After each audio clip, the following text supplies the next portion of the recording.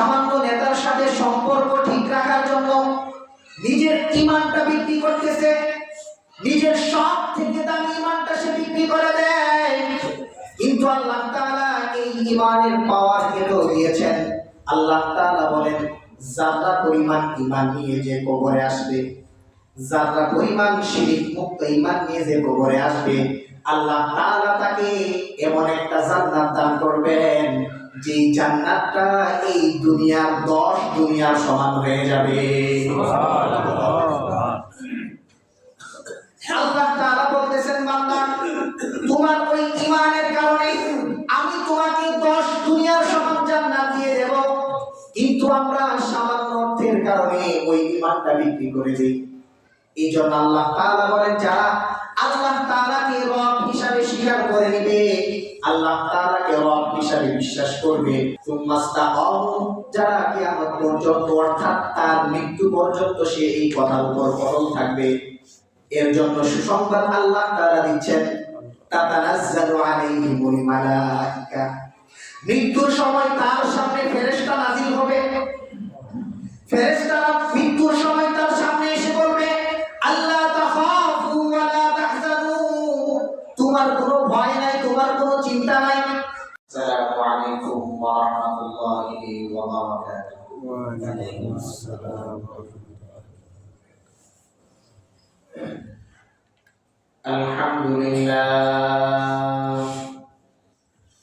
আলহামদুলিল্লাহ নাহমাদুহু ওয়া নাস্তাঈনুহু ওয়া নাস্তাগফিরুহু ওয়া নু'মিনু বিহি ওয়া নাতাওয়াক্কালু আলাইহি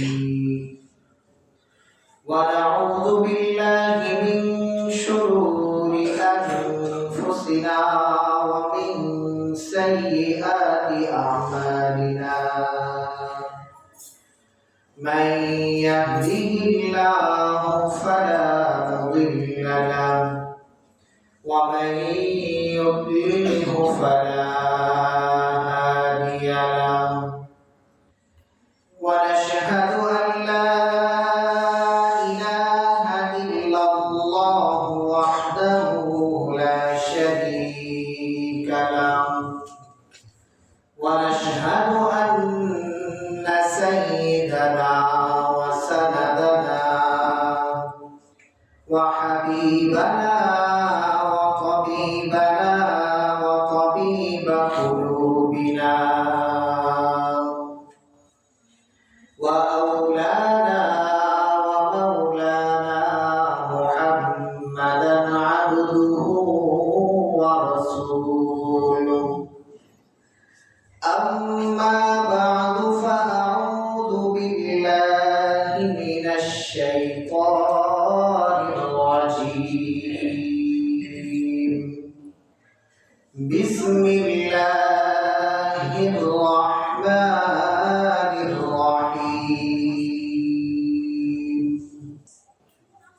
আলহামদুলিল্লাহ, মহান আল্লাহ রাব্বুল আলামিনের দরবারে লাখ কোটি শুকরিয়া যে মহান আল্লাহ রাব্বুল আলামিন আমাদেরকে সুস্থ শরীরে হায়াতে বরকত দিয়ে জুমার নামাজের উদ্দেশ্যে মসজিদে আসার তৌফিক দান করেছেন। এই জন্য শুকরিয়া আদায় করি, আলহামদুলিল্লাহ।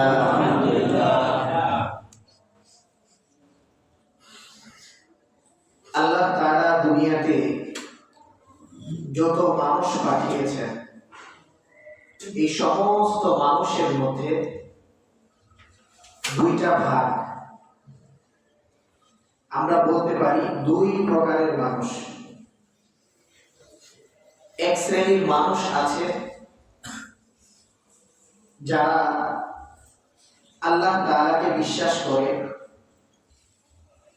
মৃত্যুকে বিশ্বাস করে, মৃত্যুর পর তাকে আবার আল্লাহ তাআলার সামনে দাঁড়াতে হবে এটাকে বিশ্বাস করে, জান্নাতকে বিশ্বাস করে, জাহান্নামকে বিশ্বাস করে, পরকালকে বিশ্বাস করে। আরেক শ্রেণীর মানুষ, তাদের বিশ্বাস এত দূর লম্বা নয়, তারা দুনিয়ার জীবনটাকেই বিশ্বাস করে, মৃত্যুকে বিশ্বাস করে, মৃত্যুর পরে আর কোনো কিছুকে বিশ্বাস করে।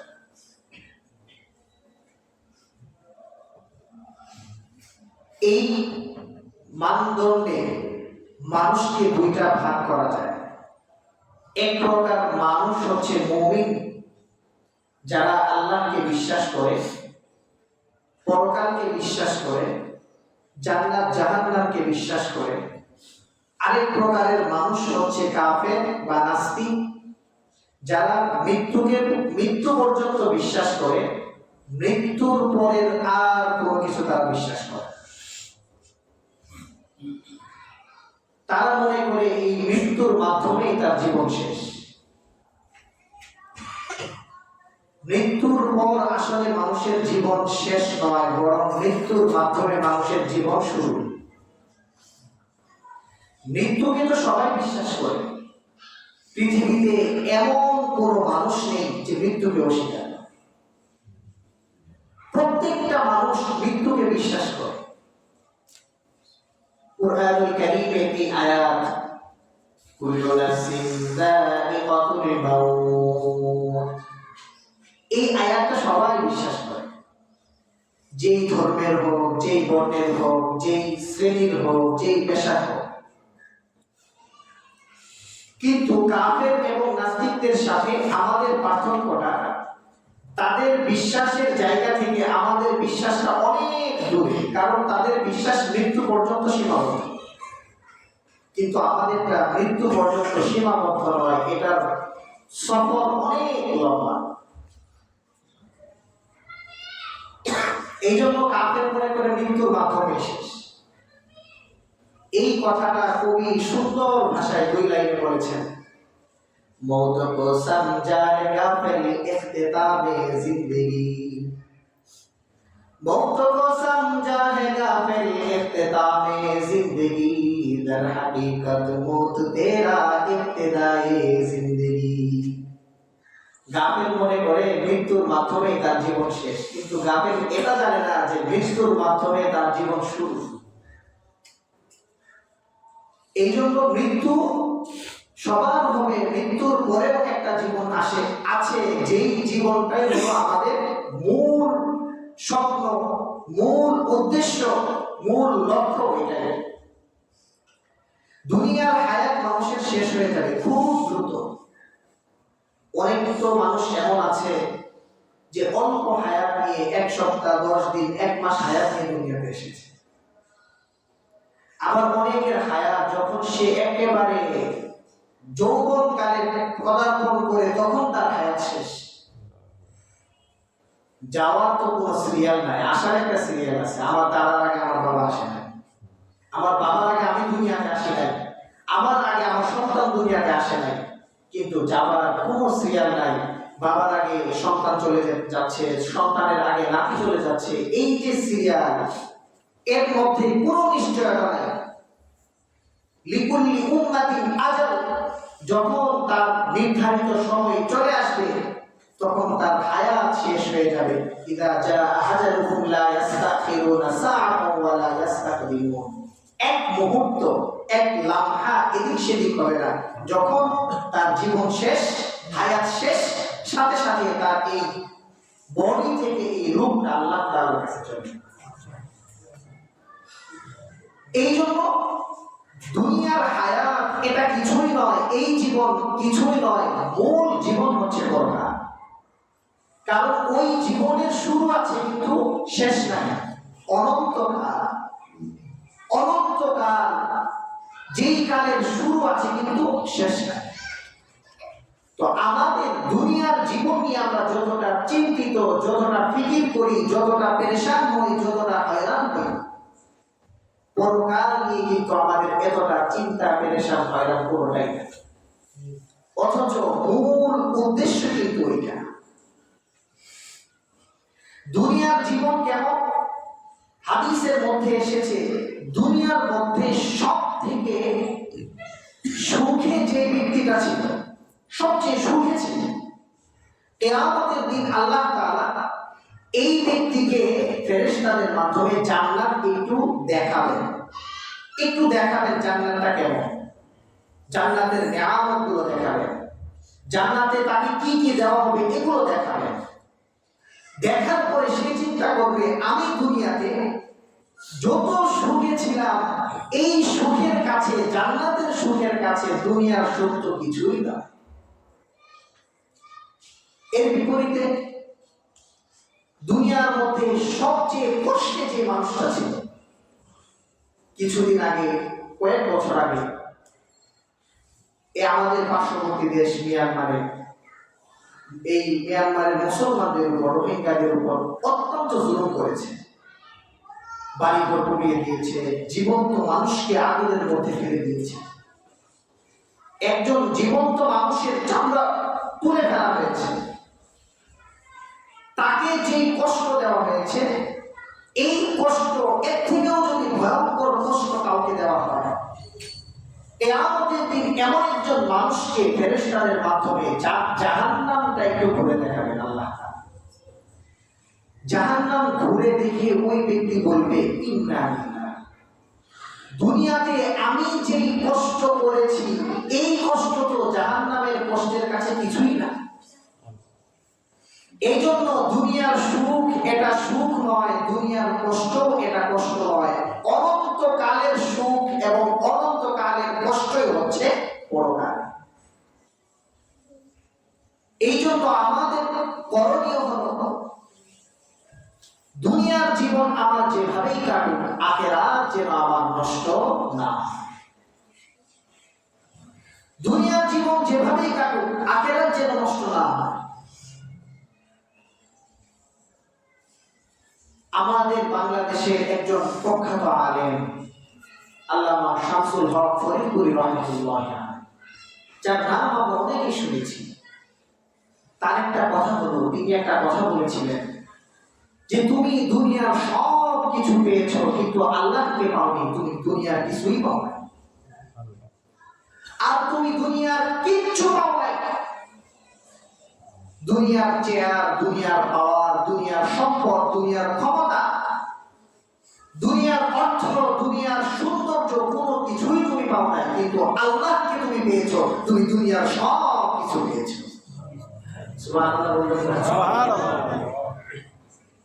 তাহলে রবের সন্তুষ্টির মধ্যেই দুনিয়ার সব কিছু পাওয়া, এই কথাটা হুজুর বলে দিয়েছেন। এই কথাটা কবি তার সুন্দর ভাষায় বলতেছেন, अगर एक तू नहीं मेरा तो कोई शय नहीं मेरी, जो तुम मेरा तसब मेरी, पलक मेरा ज़मीन मेरी। एक আল্লাহ যদি কোনো মানুষের হয়ে যায়, বান্দার যদি আল্লাহ তাআলার সাথে সম্পর্ক হয়ে যায়, দুনিয়ার সে তুচ্ছ জীবন কাটাক না কেন, দুনিয়ার সমস্ত নাজ নিয়ামত থেকে সে যদি বঞ্চিত থাকে, কিন্তু আল্লাহ তাআলার সন্তুষ্টির মাধ্যমে ওই ব্যক্তিকে সব থেকে সফল ব্যক্তি বলা হবে। কারণ আল্লাহ তাআলা যার উপর সন্তুষ্ট আর খুশি হয়ে যাবে, দুনিয়ার সব কিছু তার পাওয়া হয়ে যাবে। এর বিপরীতে একটা মানুষ দুনিয়ার সব কিছু পেল, দুনিয়ার চেয়ার, দুনিয়ার পাওয়ার, টাকা পয়সা সব কিছু পেল, কিন্তু আল্লাহ তাআলার সাথে ওই সম্পর্ক নাই, ওই ব্যক্তির সাথে আল্লাহ তাআলার ভালো সম্পর্ক নাই, আল্লাহ তাআলার রাগ ক্রোধ ওই ব্যক্তির উপর পড়েছে, আল্লাহ তাআলার অসন্তুষ্টি ওই ব্যক্তির উপর রয়েছে। আর যে ব্যক্তি দুনিয়ার সব কিছু পেল, আল্লাহ তাআলার সন্তুষ্টি যার উপর থাকবে না, তাহলে ওই ব্যক্তির দুনিয়ার সব কিছু পাওয়ার মধ্যে যারা পরিমাণ কোনো কামিয়াবি না। এই জন্য মূল উদ্দেশ্য হলো আল্লাহ তাআলার সন্তুষ্টি। আর আল্লাহ তাআলার সন্তুষ্টি অর্জন হবে কিসের মাধ্যমে? দুইটা জিনিসের মাধ্যমে। দুনিয়ার জীবন সবার কোনো না কোনো ভাবে কেটে যাবে, কিন্তু পরকালের শান্তির জন্য, পরকালের সুখে থাকার জন্য দুইটা জিনিস জরুরি, একটা হচ্ছে ঈমান আর একটা হচ্ছে আমল। দুনিয়ার জীবন কেটে যাবে, কিন্তু পরকাল সুন্দরভাবে কাটানোর জন্য ঈমান আর আমল। ঈমান আর আমল যদি কারো থাকে, তাহলে পরকালে তার কি পাওয়া যাবে? আল্লাহ তাআলা বলেন, ইন্নাল্লাযীনা আমানু ওয়া আমিলুস সালিহাত কানাত লাহুম জান্নাতুল ফিরদাউসি নুজুলা। ঈমান এবং আমল যে ব্যক্তি করবে আল্লাহ তাআলা তাকে জান্নাতুল ফিরদাউস নসিব করবে। জান্নাত দিবেন পরকালে, জান্নাত দিবেন পরকালে। দুনিয়া থেকে পরকালে যাওয়া একমাত্র সিঁড়ি হচ্ছে মৃত্যু। মৃত্যু ছাড়া মানুষের পরকালে প্রবেশ করার কোনো সুযোগ নেই। প্রত্যেকটা মানুষকে এই সিঁড়ি দিয়েই তাকে পরকালে দুনিয়ার জমিনে নিচতলা থেকে উপরে তারা ওঠার জন্য অনেক সময় দুইটা পথ ব্যবহার হয়, সিঁড়ি থাকে, লিফট থাকে। কিন্তু পরকালে যাওয়ার জন্য পথ একটাই, সেটা কি? মৃত্যু। মৃত্যু ছাড়া পরকালে প্রবেশ করা যাবে না। মৃত্যুটা সুন্দর হবে কিভাবে? মৃত্যু নিয়ে মানুষের খুব চিন্তা। মৃত্যুটা মানুষের সুখময় সুন্দর হবে কিভাবে? আল্লাহ তাআলা পবিত্র কোরআনে কারীমে বলেন, ইন্নাল্লাযীনা ক্বালু রাব্বুনাল্লাহ ইন্নাল্লাযীনা ক্বালু রাব্বুনাল্লাহ সুম্মা ইসতাকামু তাতানাজ্জালু আলাইহিমুল মালাঈকা আল্লা তাখাফু ওয়া লা তাহজানু ওয়া আবশিরু বিল জান্নাহ।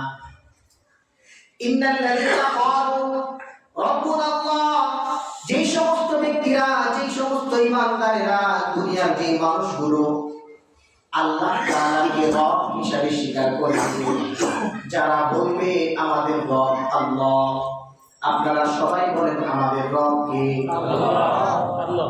আল্লাহ তাআলা বলেন যারা আল্লাহকে রব হিসাবে স্বীকার করে নেবে, সুম্মা ইসতাকামু, এবং তারা এই কথার উপর অটল থাকবে, দুনিয়ার যত পেরেশানি দুঃখ কষ্ট আসুক না কেন, সর্বহালতে সর্ব অবস্থায় আল্লাহ তাআলাকে রব হিসাবে স্বীকার করে নেবে।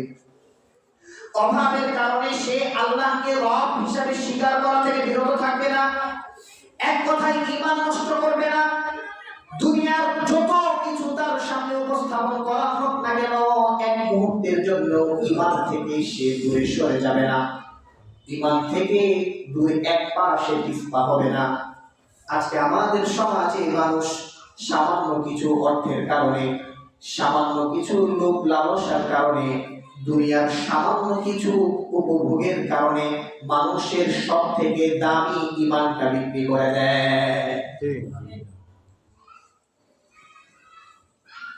সামান্য কিছু অর্থ, অমুকের সাথে সম্পর্ক ভালো থাকবে, এই জন্য সে বলে দিল তুই একটা মিথ্যা সাক্ষী দিবি। এই মিথ্যা সাক্ষী দেওয়ার জন্য যথেষ্ট, শুধু নেতার সাথে সম্পর্ক ভালো থাকবে, এছাড়া কিছু।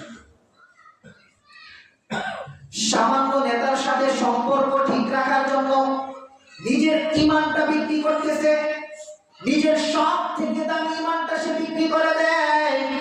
কিন্তু আল্লাহ তাআলা এই ঈমানের পাওয়ার কেন দিয়েছেন? আল্লাহ তাআলা বলেন যারা পরিমাণ ঈমান নিয়ে যে কবরে আসবে, যারা পরিমাণ শিরক মুক্ত ঈমান নিয়ে যে কবরে আসবে, আল্লাহ তাআলা তাকে এমন একটা জান্নাত দান করবেন যে জান্নাতটা এই দুনিয়ার 10 দুনিয়ার সমান হয়ে যাবে। আল্লাহ তাআলা বলতেছেন বান্দা, তোমার ওই ঈমানের কারণে আমি তোমাকে 10 দুনিয়ার সমান জান্নাত দিয়ে দেব। কিন্তু আমরা সামান্য অর্থের কারণে ওই ঈমানটা বিক্রি করে দিই। এই জন্য আল্লাহ তাআলা বলেন যারা আল্লাহ তাআলাকে রব হিসাবে স্বীকার করে নেবে, আল্লাহ তাআলাকে রব হিসাবে বিশ্বাস করবে, কিয়ামত পর্যন্ত এই কথার উপর যারা অটল থাকবে, যারা কিয়ামত পর্যন্ত অর্থাৎ তার মৃত্যু পর্যন্ত সে এই কথার উপর অটল থাকবে, এর জন্য সুসংবাদ আল্লাহ তাআলা দিচ্ছেন, তাতানাজ্জালু আলাইহিমুল মালাঈকা, মৃত্যুর সময় তার সামনে ফেরেশতা নাযিল হবে। ফেরেশতারা মৃত্যুর সময় তার সামনে এসে বলবে আল্লাহ তাখাফু ওয়া লা তাহজানু, তোমার কোনো ভয় নাই, তোমার কোনো চিন্তা নাই, তুমি দুনিয়া থেকে চলে যাচ্ছ, তুমি একা যাবে না, তোমার কোনো চিন্তা নাই, তোমার কোনো ভয় নাই। আল্লাহ তাখাফু ওয়া লা তাহজানু ওয়া আবশিরু বিল জান্নাহ, এই জান্নাতের সুসংবাদ আমি তোমাকে দিয়ে দিলাম। ও বান্দা, শুধু তাই নয়, আল্লাহ তাখাফু ওয়া লা তাহজানু ওয়া আবশিরু বিল জান্নাহ। এরপরে ফেরেশতারা বলবে নাহনু আউলিয়াউকুম ফিল হায়াতিদ দুনিয়া ওয়া ফিল আখিরাহ। দুনিয়ার জীবনে মৃত্যুর সময় আমি তোমার বন্ধু, আমরা তোমার সাথে থাকবো। কবরে আমি তোমাদের সাথে থাকবো, আখিরাতেও আমরা তোমাদের সাথে থাকবো। আমরা তোমার সাথে থাকবো কবরে, হাসরে, মিজানে, ফুলসিরাতে, প্রত্যেকটা জায়গায় আমরা তোমার সাথে থাকবো। তুমি যতক্ষণ পর্যন্ত জান্নাতে প্রবেশ না করবে ততক্ষণ পর্যন্ত তোমাকে এক মুহূর্তের জন্য আমরা একা ছাড়বো না। এই যে আল্লাহ তাআলা এই সুসংবাদটা দিলেন কোরআনুল কারীমে, কোরআনকেও সন্দেহ করার কোনো সুযোগ আছে? না, কোনো সুযোগ নাই। আল্লাহ তাআলা বলেছেন, বান্দা আমাকে যদি রব হিসাবে স্বীকার করে নাও, আর যদি এই কথার উপর অটল থাকো, এই কথার উপর আল্লাহকে আমরা সবাই রব হিসাবে স্বীকার করে নিয়েছি, কিন্তু এই কথার উপর অটল থাকাটা আমাদের জন্য কঠিন আছে। অটল থাকতে পারি না। কচু পাতার মধ্যে পানি রাখলে যেমন স্থির থাকে না, টলমল করে কোন সময় না পড়ে যায়, আমাদের ইমানটা এমন হয় যে আল্লাহকে রব হিসেবে আমরা স্বীকার করি, কিন্তু কোন সময় যে ইমান থেকে আমি বাইরে চলে যাচ্ছি আমি নিজেও জানি না। এই জন্য ইমানের দাম অনেক বেশি। এইভাবে যখন ওই মুমিন ব্যক্তির মৃত্যু হবে, মৃত্যুর সময় ফেরেশতারা এসে বলবে যে জান্নাতের সুসংবাদ দেওয়া। দেখেন, মৃত্যুর যে যন্ত্রণা এটা সবার হবে, এমন কোনো মানুষ নাই যে মৃত্যুর সময় তার কষ্ট হবে না।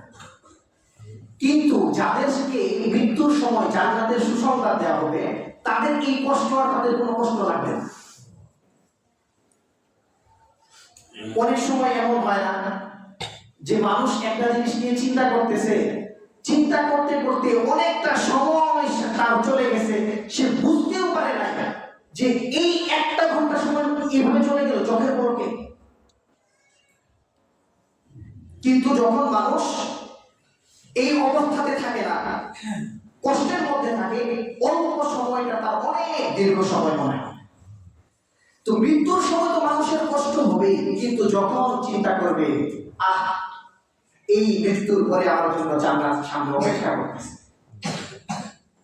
মানুষ দেখে, এই যে দুনিয়ার মধ্যে দেখে অনেক মানুষ দুনিয়ার এই নিজের পরিবার ছেড়ে, বাবা মা ছেড়ে বিদেশে যায়, প্রবাসে যায়, এই যারা মিডল ইস্টে যায় অনেক রোদের মধ্যে কষ্ট করে তারা কাজ করে।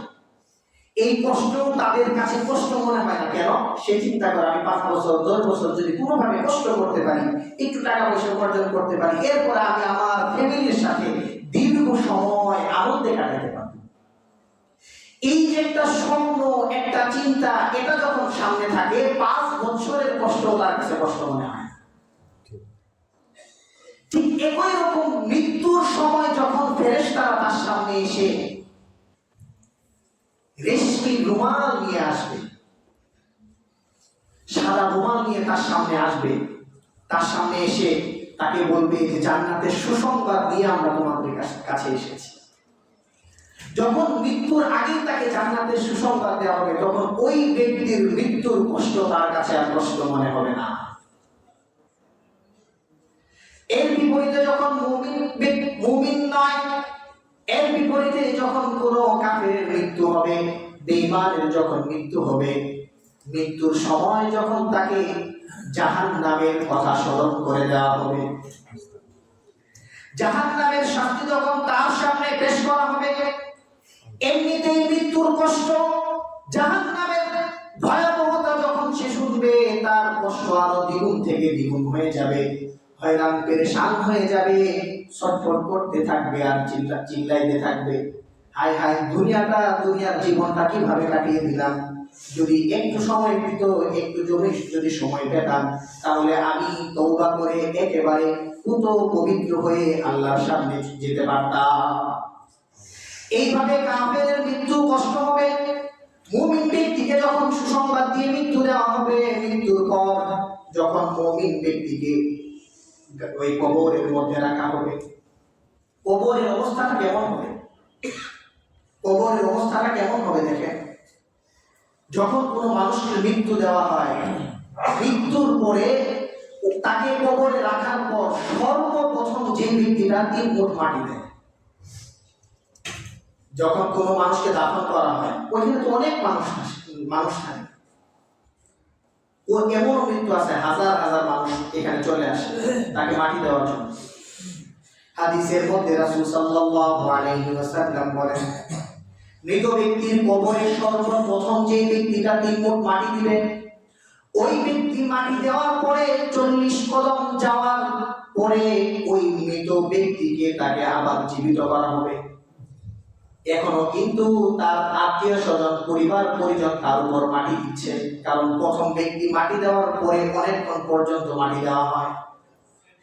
প্রথম ব্যক্তির মাটি দেওয়ার 40 কদম পরে ওই মৃত ব্যক্তিকে আবার জীবিত করা হবে।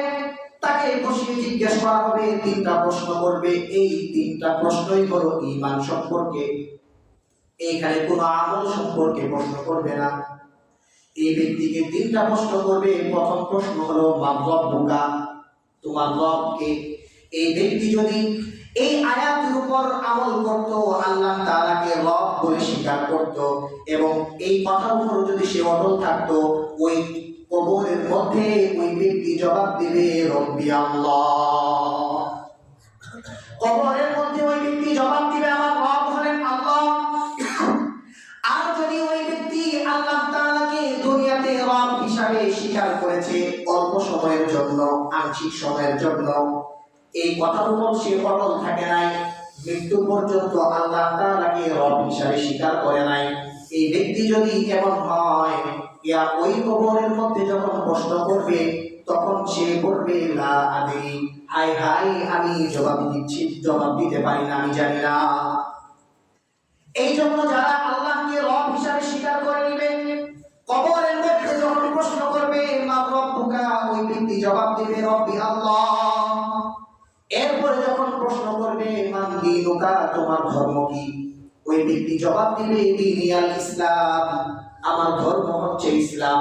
আমি এক আল্লাহকে বিশ্বাস করেছি, আমি আল্লাহর দ্বীনকে বিশ্বাস করেছি, আমি ইসলাম ধর্মের উপর অটল ছিলাম, আমার ধর্ম হচ্ছে ইসলাম।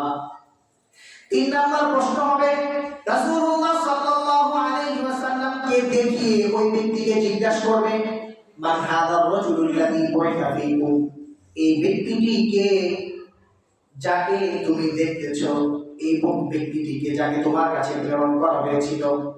কবরের মধ্যে ওই মৃত ব্যক্তি সে যদি রাসূল সাল্লাল্লাহু আলাইহি ওয়াসাল্লামের সুন্নতের উপর তার জীবনটা কাটিয়ে দিত, রাসূল সাল্লাল্লাহু আলাইহি ওয়াসাল্লামের সুন্নতকে সে যদি অনুসরণ করে থাকে, তাহলে কবরের মধ্যে ওই ব্যক্তি জবাব দিবে হাদা নবিয়ুনা মুহাম্মদ সাল্লাল্লাহু আলাইহি ওয়াসাল্লাম, ইহা হচ্ছেন আমার নবী, প্রাণের নবী, মায়ার নবী, সরকারে দু আলম, আল্লাহ তাআলার প্রেরিত রাসূল, আল্লাহ তাআলার হাবিব, ইনি হচ্ছেন আমার রাসূল মুহাম্মদ সাল্লাল্লাহু আলাইহি ওয়াসাল্লাম।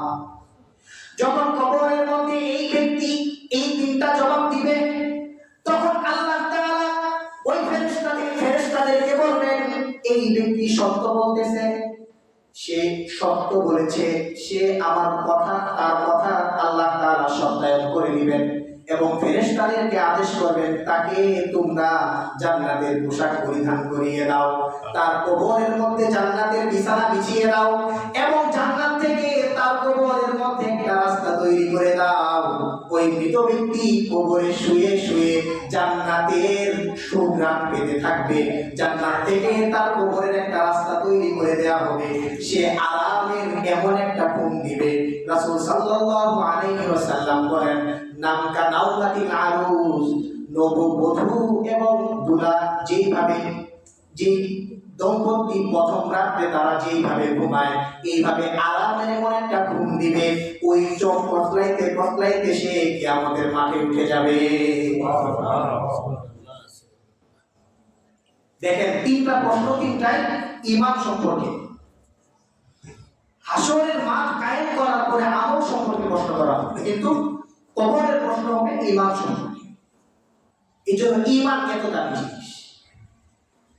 এর বিপরীতে যখন কোন ব্যক্তি আল্লাহ তাআলাকে রব হিসাবে স্বীকার করে নাই এবং এই কথার উপর অটল থাকে নাই, মৃত্যুর সময় তার কোনো সুসংবাদ থাকবে না, তার মৃত্যুটা ভয়াবহ মৃত্যু হবে। অন্য হাদিসের মধ্যে এসেছে রাসূল সাল্লাল্লাহু আলাইহি ওয়াসাল্লাম বলেন, কোন জানোয়ারের কোন একটা জীবজন্তুর যদি তাকে জবাই করা ছাড়া জীবিত অবস্থায় তার শরীর থেকে চামড়া খসাইলে যেমন কষ্ট হবে, ওই কাফের মুশরিকদের বেঈমানের মৃত্যুটা এত ভয়ঙ্কর হবে, এত কষ্টে তার মৃত্যু হবে। মৃত্যুর পরে যখন তাকে ফেরেশতারা জিজ্ঞেস করবে, মা রব্বুকা, তোমার রব কে? ফেরেশতারা ওই ব্যক্তিকেও জিজ্ঞেস করবে, তোমার রব কে? ওই ব্যক্তি বলবে, লা আদরি, আমি জানি না। মান দীনুকা, তোমার ধর্ম কি? ওই কাফের মুশরিক বলবে, লা আদরি, আমি জানি না। রাসূলুল্লাহ সাল্লাল্লাহু আলাইহি ওয়াসাল্লামকে দেখিয়ে জিজ্ঞেস করবে, মান হাযা রাজুলুল্লাযী বুইসা ফীকুম, এই ব্যক্তিটি কে যাকে তোমার কাছে প্রেরণ করা হয়েছিল? সে জীবনে কখনো রাসূল সাল্লাল্লাহু আলাইহি ওয়াসাল্লামের সুন্নাতের উপর তার জীবন কাটায় নাই, রাসূলের সুন্নতকে সে ভালোবাসে নাই, সব সময় সুন্নতের বিরোধিতা করেছে। যারা সুন্নত রাখে এদেরকেও মাঝে মাঝে একটু করে বোঝা দিয়েছে, একটা বুড়া হয়ে গেছে সে করে দাঁড়িয়ে রাখছ। অনেকেই বলে না বন্ধু বান্ধব, তার মধ্যে দিনের বুঝ আসছে, সে সুন্নত মানতেছে, পাশ থেকে বলে কি বেটা এখনই বুড়া হয়ে গেছ, এখনই চাচা হয়ে গেছ। এই সমস্ত যারা কথাগুলো বলে এদের অবস্থাটা কেমন, ওই কবরের মধ্যে কি অবস্থাটা?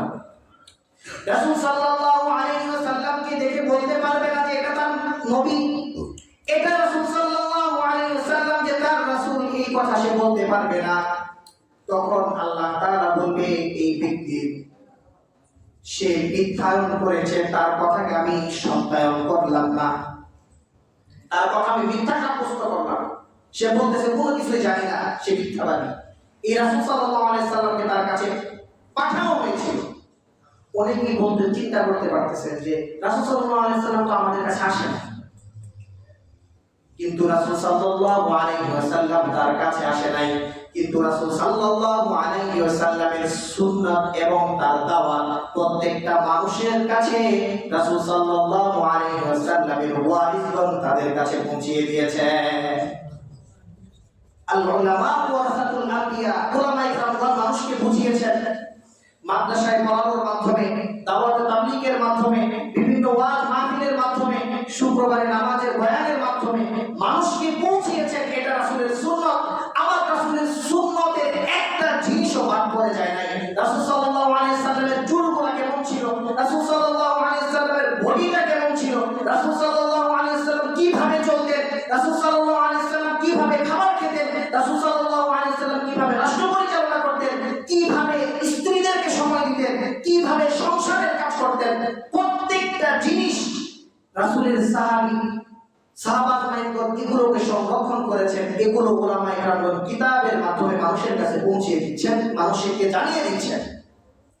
তো রাসূল সাল্লাল্লাহু আলাইহি সাল্লামকে দেখে নাই, কিন্তু তার যে আদর্শ, তার যে সুন্নাত, এটা তো মানুষ সবাই জানে, সবার কাছে পৌঁছে গেছে, কিন্তু এর উপর অটল না থাকার কারণে সে বলবে আমি রাসূল সাল্লাল্লাহু আলাইহি সাল্লামকে চিনি না।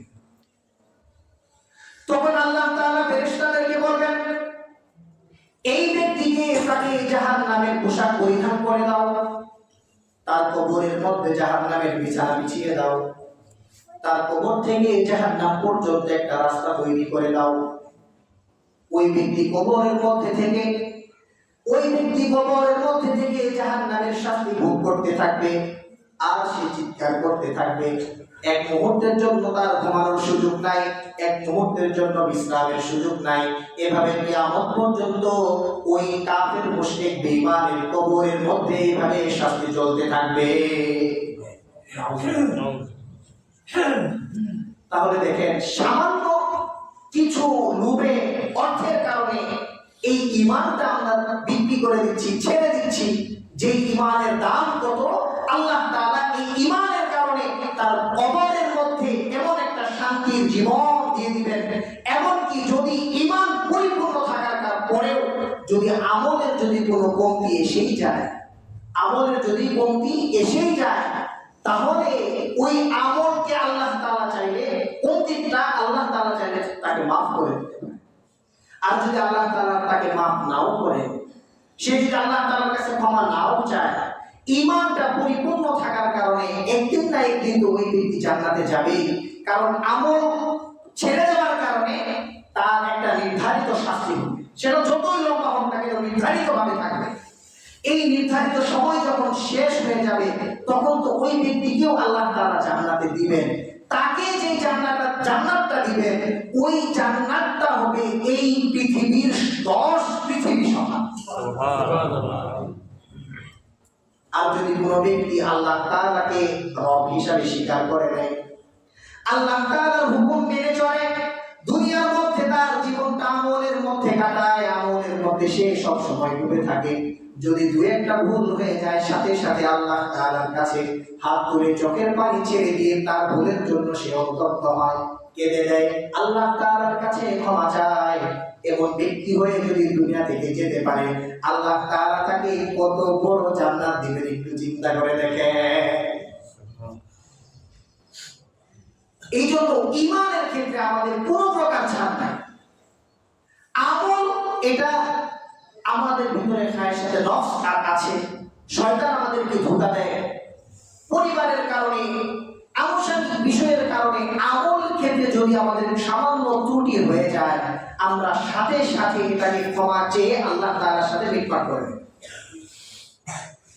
কিন্তু ঈমানের ক্ষেত্রে কোনো প্রকার ছাড় দেওয়া যাবে না।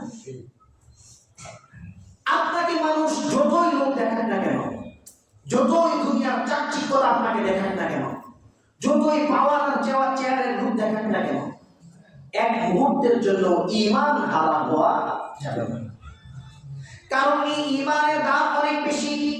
ঈমানটা যদি আমাদের পরিপূর্ণ থাকে, আর যদি আমাদের দু একটা ভুল হয়েও যায়, আমার আল্লাহ তো এমন আল্লাহ যিনি ক্ষমা করার জন্য সব সময় আমাদের কাছে ডাকতে থাকেন। যখন সমস্ত মানুষ ঘুমিয়ে যায়, ভোর রাতে আল্লাহ তাআলা ডাকতে থাকেন, কে আছো আমার কাছে ক্ষমা চাও, আমার কাছে ক্ষমা চাও, তার জীবনের সমস্ত গুনাহগুলো ক্ষমা করে দেব। কে আছো রিজিক অন্বেষণকারী, আমার কাছে রিজিক চাও, আমি তার রিজিক প্রশস্ত করে দেব। কে আছো দুঃখ পেরেশানের কারণে জীবনটা তার অসহনীয় হয়ে উঠেছে, তুমি আমার কাছে দয়া চাও, রহমত চাও, আমি তোমাকে রহমত দান করব। এইভাবে আল্লাহ তাআলা ডাকতে থাকেন। যদি আমরা ভুল করি, গুনাহ করি, আল্লাহ তাআলার কাছে যদি আমরা দুইটা হাত তুলে যদি বলি, আল্লাহ জীবনে যত গুনাহ করেছি তোমার কাছে তওবা করতেছি, আজকের পর থেকে আর গুনাহ করব না।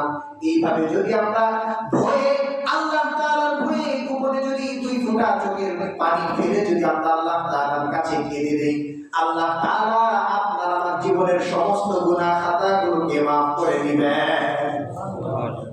শুধু গুনাহ খাতাগুলোকে মাফ করে দিবেন তাই নয়, আমার আল্লাহ তো এবং আল্লাহ যিনি বলতেছেন, বান্দা তুমি যদি গুনাহ করে আমার কাছে ক্ষমা চাও, আমি শুধু তোমাকে ক্ষমা করে দিব। শুধু তাই নয়, তুমি যে গুনাহ করলা, এই গুনাহর কারণে তুমি আমার কাছে ক্ষমা চাইলা, বান্দা তোমার গুনাহকে ক্ষমা করে দিয়ে এই গুনাহর জায়গাটা আমি আমলে পরিপূর্ণ করে দিব।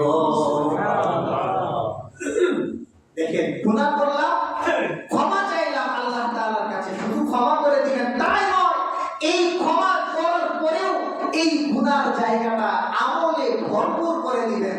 এবং আল্লাহকে যদি আমরা রব হিসাবে স্বীকার করতে না পারি, তাহলে কাকে রব হিসাবে স্বীকার করব? এই জন্য ঈমানের দাম খুব বেশি, ঈমানের দাম খুব বেশি। আল্লাহ তাআলা আমাদেরকে পরিপূর্ণ ঈমানদার হয়ে যেন আমরা সকলে কবরে যেতে পারি, আল্লাহ তাআলা আমাদের সকলকে তৌফিক দান করুন। আমিন। ওয়া আখিরু দাওয়ানা আলহামদুলিল্লাহি রাব্বিল আলামিন।